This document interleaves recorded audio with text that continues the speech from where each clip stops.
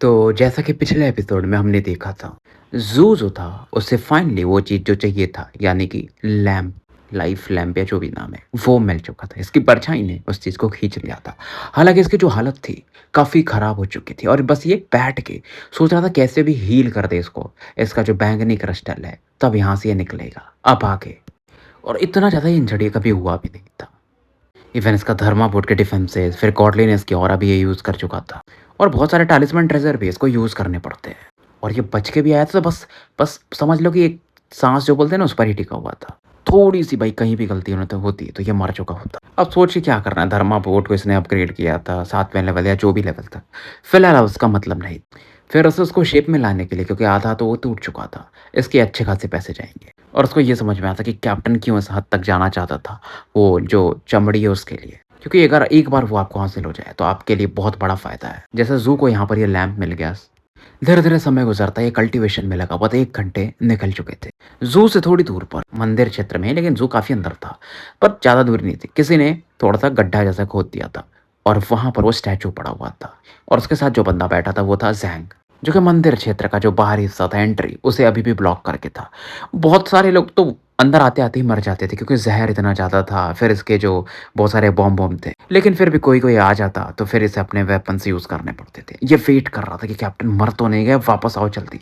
इससे अच्छा तो भाई सेक्ट में लड़कियों से मज़े करते उसमें ज़्यादा मज़ा है। और क्या पता मीगा के बारे में बात किया जाता है कि वो जो इनके बराबर के लेवल की है, मतलब मरफ़ॉक्स से रिलेटेड ही है। बट किसी ने देखा थोड़ी है। मीगा शायद मैंने कोई जो उनका शायद क्राउन प्रिंस था या क्राउन किंग एंसेस्टर। इसका ये था कि यार कैप्टन पे मैंने कितना इन्वेस्ट किया है, वो मर गया तो मेरा पूरा इन्वेस्टमेंट एक तरह से खराब हो गया। अब 1 घंटा क्योंकि और बीत चुका था तो कैप्टन के बारे में इसको लगता है वो मर चुका है और सोचता है आधे घंटे और वेट करता हूँ, नहीं तो फिर निकल जाऊँगा। सोचता है कि स्टैचू में, क्योंकि इस स्टैचू में भी चमड़ी थी, उसका एक हिस्सा तोड़ लूँ, बट फिर सोचता है यार जाने दो। स्टैचू में से कुछ अलग फ्लक्चुएशन फ़ील हो रहा था। ऐसा लग रहा था अंदर उसका कोई भी चीज़ हो जो कि ज़िंदा हो, बाहर आना चाहता हो। तो ज़ैंग पीछे और हटता है। एकदम दरवाजे के पास पहुँच जाता है एंट्रेंस के कि अगर कुछ निकला तो भाग जाऊँगा। और स्टैचू के अंदर से एक हाथ निकलता जो कि खून से सना हुआ था और हाथ में भी 3 ही उँगलियाँ थी, खून से पूरी लथपथ, पूरी हड्डियाँ दिख रही। फाइनली पैर का कुछ जंघा जैसा प्रकट होता है। खोपड़ी भी पूरी खून से सनी हुई थी। बहुत ज़ख्म भरे पड़े थे और ये कैप्टन था जो कि अंदर से निकल रहा था। लेकिन राइट हैंड में ना कुछ तो गोल्डन चमड़ी जैसा दिख रहा था। ये बेसिकली वो जॉइन जो गॉड है या जो भी है, उनका चमड़ी था। कैप्टन चिल्लाता मुझे बाहर खींचो। ज़ैंग तुरंत ही अपनी जो रस्सियाँ थी इसकी मैजिकल रस्सियाँ, उससे खींचता है कैप्टन को बाहर।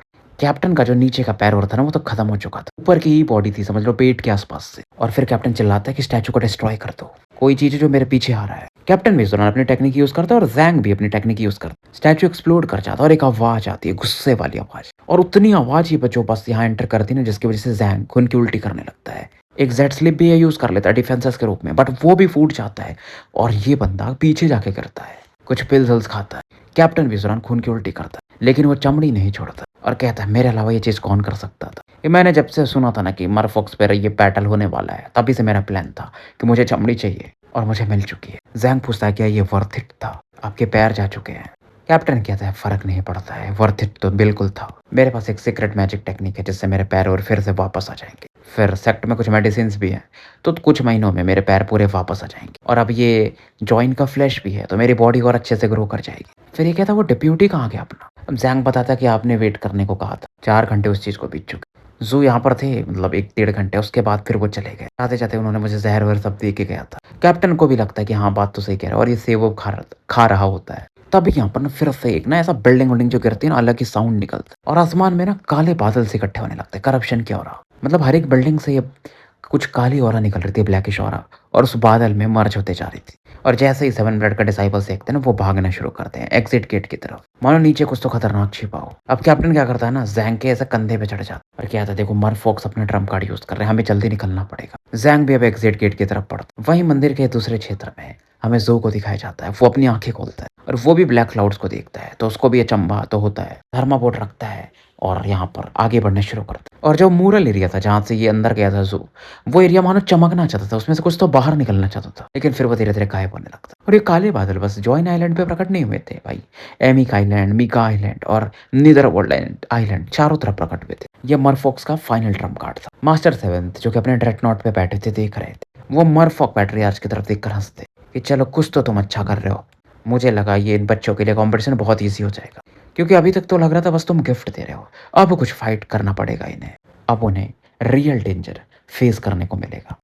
ज़ू आगे बढ़ रहा था लेकिन अभी भी काफ़ी दर्द में था। इसके हाथ पर, पैर पर, पेट पर निशान थे ज़ख्मों के। अभी भी उसमें से ब्लड आ रहा था। अभी भी जो उसका डबल स्ट्रोक था वो फटा-फुटा था, खून से सना हुआ था।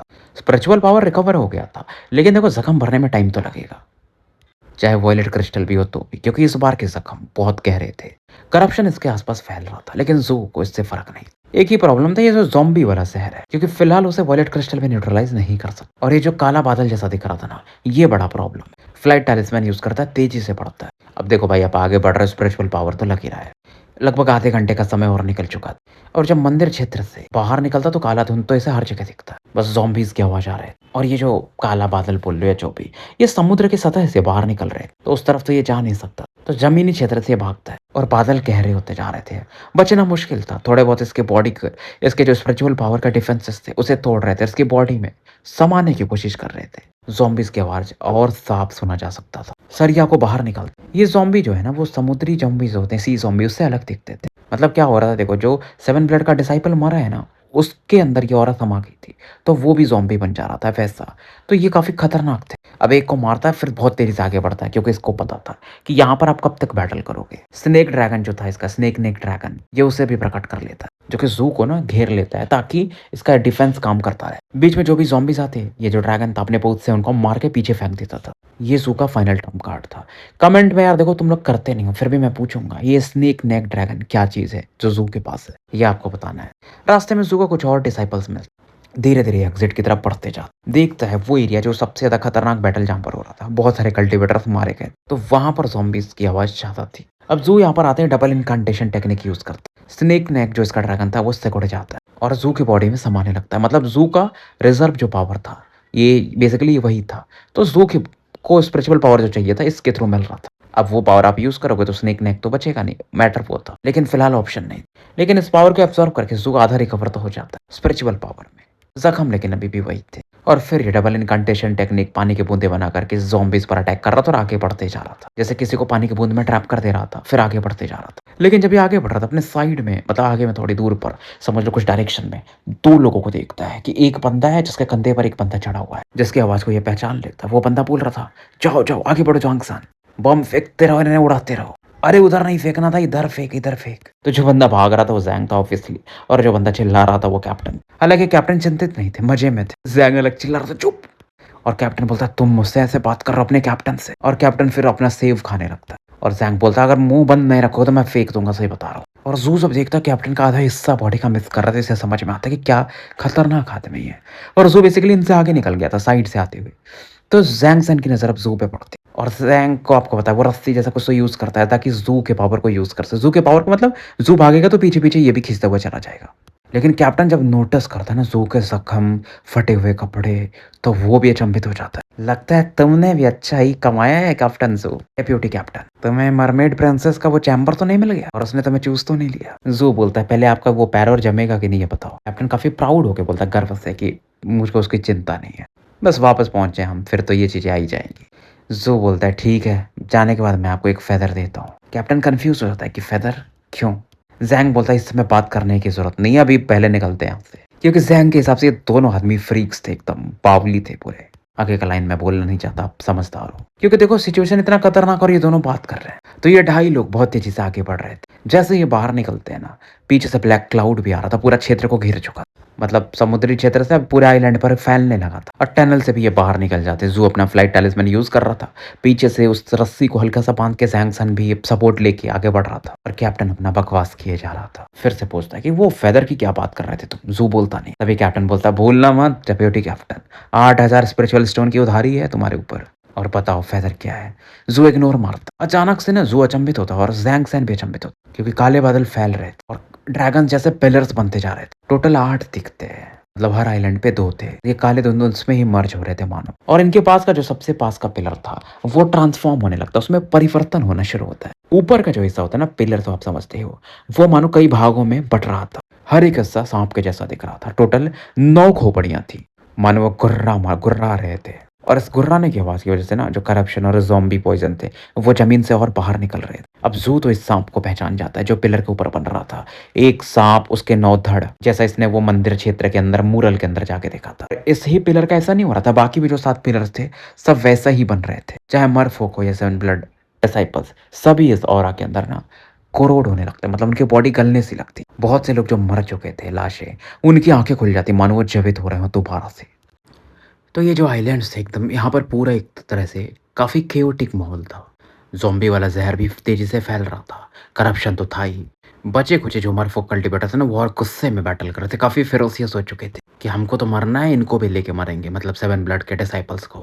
और उन्हें समझ में आता है कुछ तो अलग चल रहा है कि वो 8 साँप दिख रहे थे भाई 9 खोपड़ियों वाले, वो स्ट्रॉन्ग होते जा रहे थे। जितने भी लाशें थी ना, वो ज़ॉम्बीज़ में बदलती जा रही थी। और लेकिन जो भी सेवन ब्लड के डिसाइपल्स थे, वो तैयार थे। लगातार व्हाइट बलूसेस जो होते हैं, उन्हें ये चबाते जा रहे थे कैंडी के समान। कुछ जैसे स्पेल फॉर्मेशन यूज़ कर रहे थे, कुछ तो गड्ढा बना के भाई छिप जा रहे थे। कुछ तो ऐसे भी थे जो करप्शन से भी उनको फ़र्क नहीं पड़ रहा था और अपने ग्रुप के और लोगों को इनवाइट कर रहे थे। लॉन्डो का सीधा था कि भाई हम तो पैसे बनाएँगे। तो मरफ़ॉक्स कल्टीवेटर इन चीज़ों को देखकर और अचंभित होते हैं और फाइनली इनका ध्यान आसमान की ऊँचाइयों में जाता है, जहाँ पर मास्टर सेवेंथ नज़र आ रहे थे। और उनकी नज़रों में थोड़ा-सा एक अलग एक्सप्रेशन आता है जब ये 8-9 मुखों वाले साँप को देखते हैं। अपने हाथ को लहराते हैं, 3 साँप तो तुरंत ही कोलैप्स कर जाते हैं और कोलैप्स होने के बाद उनकी ऑरा मास्टर सेवेंथ की तरफ पड़ती है, जिसको देख कर के वो काफ़ी खुश होते हैं। जो गोल्ड कोर कल्टीवेटर्स थे ना, वो भी सरप्राइज़ होते हैं, वो भी इन्हें इकट्ठा करने लगते हैं। और ये जो धुंध था ना, उसे ये जो फाउंडेशन लेवल के जो कल्टीवेटर्स थे सैकड़ों में, वो भी थोड़ा-थोड़ा इकट्ठा करने लगते हैं। अब ये जो 5 बचे साँप थे, वो भी कमज़ोर होते जाते। मतलब उनकी aura gold core cultivators, foundation level के कल्टीवेटर्स एब्ज़ॉर्ब कर रहे थे। और पैट्रियार्च जब देखता है ना मरफ़ॉक वाला, तो उसे समझ में आता है कि सेवन ब्लड के कल्टीवेटर्स काफ़ी एक्साइटेड हैं। तो उसे और बुरा लगता है कि जब से ये बंदा बना है ना पीक लॉर्ड, सेवेंथ पीक का, ज़ेंकाई, चीज़ें काफ़ी बदल गई हैं। अब इधर नीचे भी जो बहुत सारे डिसाइपल्स हैं ना, बचे-खुचे सांपों पर अटैक करने लगते हैं। हमें डिंग ज़ायो हाई को दिखाया जाता है जिसके कपड़े फट चुके थे। वो भी ज्वाइन आइलैंड पे ही था, लेकिन फिर भी काफ़ी एनर्जेटिक था। उसके साथ 3 और डिसाइपल्स थे। बाकी 3 अमीर होना चाहते थे, लेकिन ज़ायो हाई बस मारना चाहता था, क्योंकि उसको बनना है भाई कॉनक्लेव डिसाइपल। अब जो 3 डिसाइपल्स थे, उनमें से ज़ू की नज़र एक लड़की पर पड़ती, जो कि काफ़ी पतली, लेकिन दिखने में काफ़ी चार्मिंग थी। आँखें मानो विलो के पत्ते के समान, पतले कर्व। ऐसे लड़के को देखकर कोई भी अट्रैक्ट हो जाए। ज़ैंग भी देखता है ना, तो उसकी थूक थोड़ी बाहर आने लगती है, लेकिन सांप को देख करके उसकी अलग फटती है, तो वो भागते रहता है। ज़ू का कोई रिएक्शन नहीं, वो 9 खोपड़ी वाले सांप में ज़्यादा इंटरेस्टेड। जैसा कि उसने वो चित्र में देखा था, अंदर गया था, कुछ वैसा ही दिख रहा था कि अगर वो बंदा प्रकट हो गया जिसके कंधे भाई 2 अलग दुनिया के समान थे, तो फिर चीज़ें खतरनाक हो जाएँगी। अब कैप्टन भी वो जो पंख के बारे में पूछ रहा था, उसके बारे में पूछना बंद कर देता है। उसकी आँखों में भी चमक आ चुका था सांप को देख कर के कि इसके मतलब ऑरा से ना वेपन बनाया जा सकता है और स्पेल फॉर्मेशन जो मास्टर सेवेंथ यूज़ कर रहे हैं उसकी वजह से ये सप्रेस्ड है। तो इसे हराना अभी बहुत आसान होगा। जो इसे गिरा देगा, इतना भी आसान नहीं होगा, लेकिन जो इसे गिरा देगा ना भाई, उसके लिए काफ़ी अमीर बनने के रास्ते खुल जाएँगे। और ये कहता है वो डिंग ज़ाई भाई, जो बहुत ज़्यादा ईमानदार बनता है, वो भी इस चीज़ के ऊपर तो बैटल नहीं करेगा। कम ऑन ज़ैंग, चलो उस तरफ चलते हैं। ज़ैंग उल्टा भागने लगा। कैप्टन कहता है यार ज़ैंग समझो, पूरा पैसा है भाई। ज़ैंग बोलता है ठीक है मैं उतार देता हूँ, रेंग के जाओ मारो उसको। कैप्टन अब बोलता है यार, फिर ज़ू की तरफ देखता है कि ज़ू उस तरफ चलो, वो चीज़ सही में वर्थ इट है।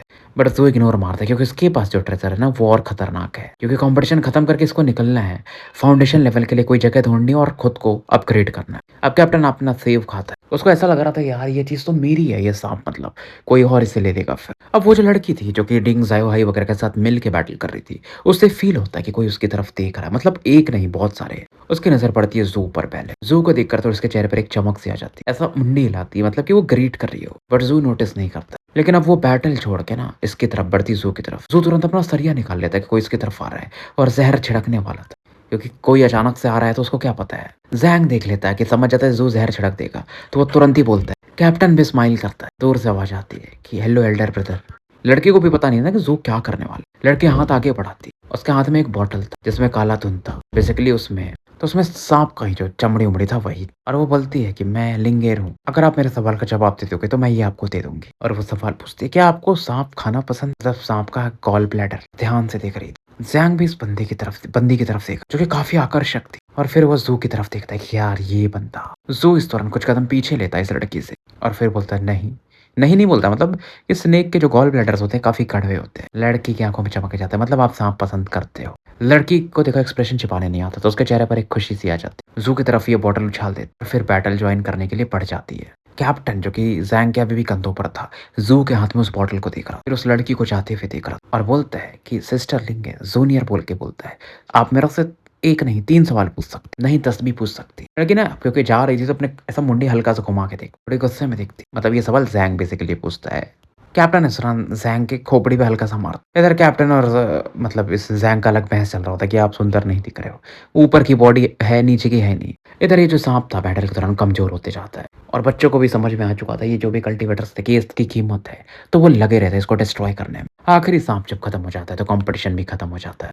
जो फॉर्मेशन बनाया था मास्टर 7 ने वो धीरे-धीरे खुलने लगता है। आधे डिसाइपल्स इस बैटल में मारे गए थे, लेकिन जो जिंदा थे आधे, उनकी आँखों में एक अलग चमक था और ज़ू उनमें से एक था। 7th काफ़ी खुश थे कि हाँ, चलो तुम लोगों ने अच्छा किया है। मुझे लगता है कि इस कॉम्पिटिशन के बाद अब हमारे पास कुछ फाउंडेशन लेवल के कल्टीवेटर्स और पढ़ने वाले हैं। Congratulations in advance. अब जो ये मास्टर 7th के शब्द थे, ये बेसिकली बैटल को ऑफिशियली एंड कर चुके थे इस कॉम्पिटिशन को। आधे मरफ़ॉक्स या उससे ज़्यादा ही मर चुके थे। इनके टॉप एक्सपर्ट्स को सप्रेस्ड कर दिया गया था, कई लोगों को बंदी बना लिया गया था। पूरा जो वेल्थ था, लूटा जा चुका था। कैप्टन इस दौरान अभी भी ज़ैंग के कंधे पे था और कहता है कि हमने कितनी पक्षियों को मार दिया। पक्षियों इन द सेंस लोगों को एक ही पत्थर से। कैप्टन इस दौरान फिर से एक सेब निकालता है और खाने लगता है। दर्द में था लेकिन सेब खा के उसका दर्द थोड़ा कम हो रहा था। ज़ैंग पूछता है कितने मारे? ज़ू भी यही सवाल सोच रहा था बेसिकली। और देखो बात ये थी कि बहुत सारे फाउंडेशन लेवल के कल्टीवेटर मिलने वाले थे। मरफ़ॉक्स को मार दिया था। तो मिला के पहला ये बर्ड डाउन हुआ। फिर बहुत सारे सीक्रेट एजेंडास थे जैसे सी ज़ॉम्बीज़ वाला मैटर, वो भी रिज़ॉल्व हो चुका है। और उससे सबको पता चल गया होगा कि 7 ब्लड वाले कितने पावरफुल हैं। वो तीसरा एजेंडा हो गया और तुम्हें पता है कि हमने कहीं न कहीं एक तरह से मरफ़ोक आइलैंड पे अपना कब्ज़ा कर लिया है। वॉर आ ही रहा है। कैप्टन की जो एनालिटिकल स्किल थी ना बहुत तगड़ी थी, जो ज़ू ध्यान से सुन रहा था। और ज़ू का ये था कि जो पैट्रियार्च थे मतलब 7 ब्लड के, वो क्यों भूखे थे अपने ब्रेक थ्रू के बाद। कैप्टन कहता तुम्हें नहीं पता है। इधर अपने जो मास्टर 7 थे, वो अपने हाथ को लहराते हैं और चारों आइलैंड पर ना फ़ॉर्मेशंस बन जाते हैं, मतलब टेलीपोर्टेशन, जहाँ से आप जा कर के 7 ब्लड पहुँच जाओगे। और थोड़ी समय में पूरे डिसाइपल्स यहाँ से गायब हो जाते हैं। 7 ब्लड के हेडक्वार्टर में वापस आ चुके थे। और उसके बाद ये क्या करते हैं ना, जो फाउंडेशन लेवल के कल्टीवेटर्स थे उन्हें उतार देते हैं आइलैंड पे, क्योंकि वो तो बैटल में भाग नहीं लिए थे तो उनको भी तो सामान चाहिए। ज़ू इधर देखता है कि टोटल 4000 लोग गए थे, आधे लगभग वापस आए हैं। और जो भी वापस आए थे ना, उनकी मर्डरस ऑरा जो थी काफ़ी तगड़ी थी। भीड़ में ज़ू जो था ना, जब वापस आता तो हुआंग यान को देख, और वो अलग है आइलैंड पर गया था। जिस आइलैंड पे ज़ू गया था ये उस पे नहीं गया। उसके हाथ में 6-7 बैग थे भाई, काफ़ी तगड़ा दिख रहा था। दोनों की बात होती। वांग अभी और बातें करना चाहता था, तभी भीड़ में से एक कोई और निकल के आता और इसे देख कर के लोग शांत हो जाते। बेसिकली ज़ाओ ज़ोंगहेंग के ग्रैंडफ़ादर 7th पीक के 3rd एल्डर, और वो बोलते अभी हमें बहुत से काम है, तो मैं फ़िलहाल यहाँ पर रिज़ल्ट अनाउंस कर देता हूँ। सभी लोग अपने किल काउंट, मतलब किसने कितने मारे हैं, अपने आइडेंटिटी टोकन में देख सकते हो। हाँ, लेकिन असल में वो चीज़ का तुम टेंशन मत लो कि तुमने क्या लूटा है, वो नहीं दिखेगा। जो तुमने ले लिया वो तुम्हारा है। और फिर ये बोलते हैं विनर घोषित करने की बारी आ चुकी है। डिंग ज़ाओहाई आगे आ जाओ। ज़ावा इस दौरान अपने फ्लाइट टालिस्मैन से आगे आता है। बॉडी पर कई जख्म थे। डाविस रोप भी इसका जो था फट चुका था। और फिर ये बोलते हैं कि ज़ाओहाई, तुमने ग्रैंड कंपटीशन में पहला रैंक लाया है, तो तुम कॉन्क्लेव डिसाइपल के लिए प्रमोट किए जाते हो। तो तुम अब से हल्का जो बैंगनी कलर का रोब है वो पहन सकते हो और तुम पहाड़ी पर आ सकते हो, माउंटेन पीक पर। तो ग्रोटोस कुछ तो होता है, उसके बारे में बोलते हैं, वो तुम्हें खुद खरीदना पड़ेगा, वो थोड़े कीमती होते हैं। ज़ाओहाई काफ़ी एक्साइटेड था और थैंक्स बोलता है, क्योंकि देखो ज़ाओहाई भी जो था ना, 3rd जो पीक डिसाइपल से पहाड़ी के नीचे रहने वाले, उसमें पीक लेवल का बंदा माना जाता था। और ये सेक्ट को थैंक्स बोलता है, एल्डर को नहीं। और एल्डर के हिसाब से भी देखो ये बंदे ने लोगों को मारा है, लेकिन ये बहुत थोड़ा जिद्दी टाइप का लड़का है। इसको इज्जत चाहिए, ये सब चीज़ें चाहिए। ये चाहता तो लूट अच्छी कर सकता था, नहीं, लेकिन इसको लोग ज़्यादा मारने हैं ताकि ये कॉन्क्लेव डिसाइपल बन सके। और ऐसे लोग ज़्यादा दिन जिंदा रहते भी नहीं, क्योंकि देखो आप जितना लो प्रोफाइल रहोगे उतना ज़्यादा लंबा जी सकते हो, क्योंकि दुनिया काफ़ी क्रूएल है, मतलब ये जिस दुनिया में हम हैं। इधर आसपास के जो भी लोग थे इस बंदे को कॉन्ग्रेचुलेट करते। जूस और हुआंग साथ में खड़े। हुआंग भी कहता है कि यार ये एल्डर ब्रदर डिंग अच्छे तो हैं, किलिंग में इनका ज़्यादा इंटरेस्ट है, तुम्हारे और मेरे जैसे नहीं है, जिसको कि प्रॉफिट से ज़्यादा मतलब है। ऐसे लोग अगर हमारे सेक्ट में रहेंगे तो अच्छी बात है। जू फिलहाल कुछ नहीं बोलता, बस शांति से सुन रहा था, क्योंकि देखो सबको सबके अपने अपने तरीके हैं जिंदा रहने के बोल लो चाहे जो भी। और जू की आदत थी, वो किसी को जज नहीं करता था। अब इसको मतलब रिवॉर्ड देने के बाद 3rd एल्डर, वो जो लाइट चमक रही थी उधर की तरफ बढ़ जाता और फिर सभी डिसाइपल्स अलग अलग तरफ निकल जाते हैं, क्योंकि ये एल्डर को भी फिर से वापस जाना था, वो जो मर फोक आइलैंड था। क्योंकि जू के पास ऐसी चीज़ थी कि जो मतलब रिवर्ड आइलैंड के जो लोग हैं ना, बड़े महान सेक्ट जिधर हैं, वहाँ के लोग भी लाइफ लैम्प्स चाहेंगे। उसके लिए कह सकते हो भाई तांडव मचा दे लोग, ऐसी चीज़ है वो। तो पहले क्या करता है ना, ये पोर्ट डिस्ट्रिक्ट की तरफ बढ़ता है जहाँ पर रैंडम सामान जो इसने हथियाए थे, लूटे थे, उन्हें बेचता है और उसके बदले में कुछ टालिस्मैन ट्रेजर्स वगैरह खरीदता है, कुछ स्पेल फॉर्मेशन खरीदता है, मतलब डिफेंसिव स्पेल फॉर्मेशन। मतलब ये इतने ठीक-ठाक रहते हैं ना कि अगर कोई फाउंडेशन लेवल का भी बंदा अटैक कर दे, तो एक फॉर्मेशन, एक अटैक तो उसका झेल ही लेगा। और इसकी ज़रूरत रहती है जब तक आप फाउंडेशन लेवल पे ना पहुँच जाओ या उसके ऊपर ना पहुँच जाओ। अब दूसरा था इसका थर्मापोर्ट कब तक रिपेयर होगा इसका? अगर 1 दिन से कम लगता है, तो ठीक है, नहीं तो फिर ये यहाँ से ये निकल जाएगा क्योंकि ज़्यादा लंबे समय तक रह नहीं सकता। वही था कि फाउंडेशन लेवल पे जल्दी से बढ़ना है। लाइफ लैम्प भी है भाई, तो खतरा काफ़ी बड़ा है। सेक्ट में ट्राई नहीं कर सकते क्योंकि अगर यहाँ पर ट्राई किया इसने लाइफ लैम्प के साथ, तो फ्लक्चुएशन जो पावरफुल लोग हैं वो तो फ़ील कर ही सकते हैं। और स्पिरिट लैम्प भी है, स्पिरिट लैम्प के थ्रू ब्रेक थ्रू करेगा और लाइफ लैम्प का इस्तेमाल कैसे करना है, इसको आइडिया होगा ही वैसे भी, तो वो भी ये करेगा। फिलहाल धीरे-धीरे रात का समय हो चुका और वो जो अपना लॉज वाला एरिया ना, वहाँ पर हमें ओल्ड मैन को दिखाया जाता है। एनाकोंडा जो थी उसके पास में, उसके ज़ख्मों को वो ठीक कर रहे थे, मतलब चोटिल हुई थी और वो कहते हैं, "तुमने मुझे से बिना बताए सेफ को शिफ्ट करने वाला पिल खरीदा। ऐसी चीज़ें तुम नहीं खा सकती। अभी तुम सेफ शिफ्ट करने के लिए तैयार नहीं हो और उसका इफ़ेक्ट कुछ दिन ही रहता है। तुम ज़्यादा खाओगे तुम्हारा कल्टीवेशन खराब हो जाएगा।" समझ में आ रहा है? जो ओल्ड मैन था ना, अपने एनाकोंडा को काफ़ी भाई ध्यान रखता था उसका। तो पहले इसके ज़ख्मों को ठीक करता है और उसको डाँटता है। "और तुमने सबसे बड़ा काम ये किया कि इस पिल को यूज़ करके तुम इस ग्रैंड कॉम्पिटिशन में भाग लेने गई थी। तुम्हें पता है वो कितना खतरनाक हो सकता था?" एनाकोंडा लेकिन काफ़ी खुश थी। वो कू, कू, कू की आवाज़ निकाल रही थी और फिर ये बोलता, "तुम्हें पता नहीं वो ज़ू कमीना आदमी तुम्हारे गॉल ब्लैडर को ही उस दिन देख रहा था।" फिर ये बोलता, "अरे! मुझे अब समझ में आया, तुम कहीं उससे मिलने तो नहीं गई थी?" तो ये एनाकोंडा कू, कू, कू की आवाज़ फिर से निकलती है। फिलहाल ये अपने एनाकोंडा को थोड़ा सहलाता है और ये कोई बूढ़ा बाप हो जो अपनी बेटी को समझा रहा हो कि तुम मूर्ख लड़की, अगर उसने कहा कि सांप के गॉल ब्लैडर्स कड़वे होते हैं, इसका तो एक ही मतलब है ना कि उसने पहले खाए होंगे और इसका एक और मतलब है कि उसने एक नहीं बहुत सारे खाए होंगे। सांप की आँखें जो थी ना वो लाल हो जाती हैं और वो मानो अब रोने वाली थी। तो फिलहाल हम स्टोरी यहीं समाप्त करते हैं और मिलते हैं फिर कल एक नए एपिसोड के साथ। तब तक के लिए मैं आपका साथी एन अल्केमिस्ट एकेए मुसाफिर विदा लेता हूँ।